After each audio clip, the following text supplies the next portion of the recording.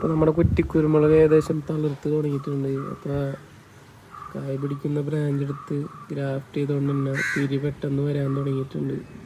ഈ തിരി വളർന്നതിന് ശേഷം നമ്മൾ അടർത്തി കളയാൻ വേണ്ട എന്ന് വെച്ച് കഴിഞ്ഞാൽ ഇതിൽ വേറെ ബ്രാഞ്ചസും പൊടിപ്പും കാര്യങ്ങളൊന്നും വരില്ല. ഈ ഗ്രാഫ്റ്റ് ചെയ്തതിൻ്റെ പ്രത്യേക കാര്യമാണ്. സാധാരണ ഒരു കുരുമുളക് വള്ളിക്കുരുമുളക് ഒരു കൊല്ലത്തിലേ കായ്ക്കുള്ളൂ. ഇപ്പോൾ എല്ലാ മാസവും തിരികളും കായ്കളൊക്കെ ആയിട്ടുണ്ടാവും. അതാണ് നമ്മുടെ കുറ്റിക്കുരുമുളകിൻ്റെ പ്രത്യേകത. വെള്ളവും വളവും ഡ്രമ്മിലായതുകൊണ്ട് തന്നെ നല്ല രീതിയിൽ ഒരു 20 ദിവസം കൂടുമ്പോൾ നല്ല രീതിയിൽ ചെയ്ത് കൊടുക്കുക.